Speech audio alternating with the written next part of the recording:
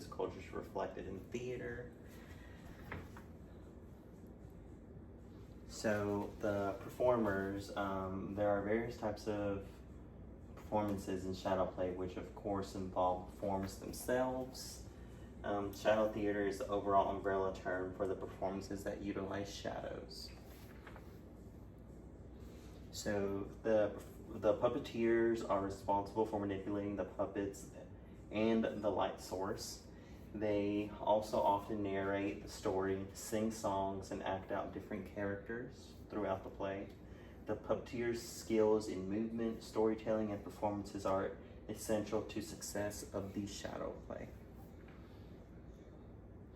So, both modern day and ancient shadow puppetry share fundamental similarities, although different regions and cultures specialize in different shadow style forms, such as techniques and modality. They all tend to use the principles of light, shadows to tell stories.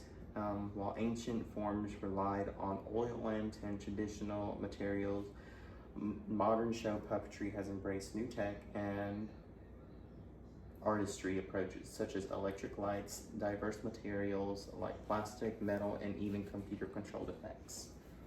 The art form continues to adapt and evolve, with some combining traditional and modern elements and techniques to create innovative and compelling stories. So types of shadow puppetry include whole body shadow, hand shadow, puppet shadow, form and cast shadow, which are derivatives from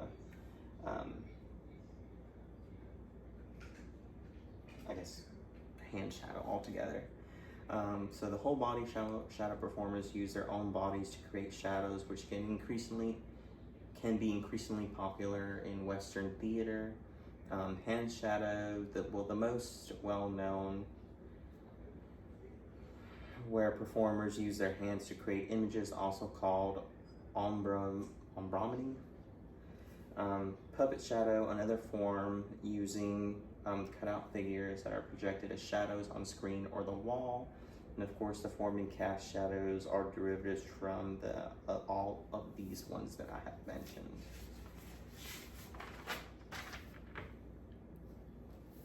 As far as audience engagement goes, shadow puppet theater can be highly engaging for audiences, as the combination of visuals, storytelling, and music creates a unique and immersive experience.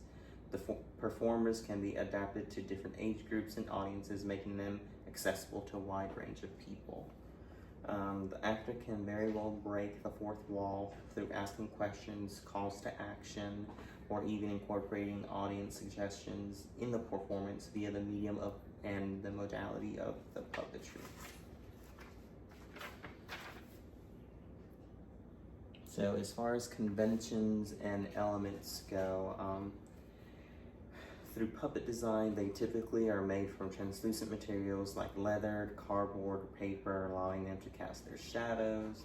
The puppets are designed to be two-dimensional silhouettes with intricate details often added to enhance visual impact of their shadows. Lighting is a crucial element backlighting is a crucial element with a strong light source positioned behind the translucent screen that creates the shadows, and the position and intensity can be manipulated to add depth. Color and movement, the performance in the light projector or a strong flashlight can be used. As far as stage design, usually simple, as mentioned, translucent screens or schisms, allowing the audience to focus on the projected shadows. Props and scenery can also be created from shadow puppets, further enhancing the visual storytelling, and they can be made from fabric, paper, or other light permeable materials. More on convections. Movement and animation.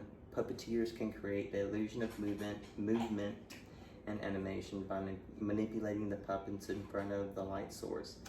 The speed and the direction of puppet movement, along with changing in lighting, can be used to create or express emotion in the dramatic effect. And music and sound can also be used. often accompany performances, adding to the atmosphere and enhancing storytelling. Okay, and then as far as typical performance goes, a typical performance would include the performer materials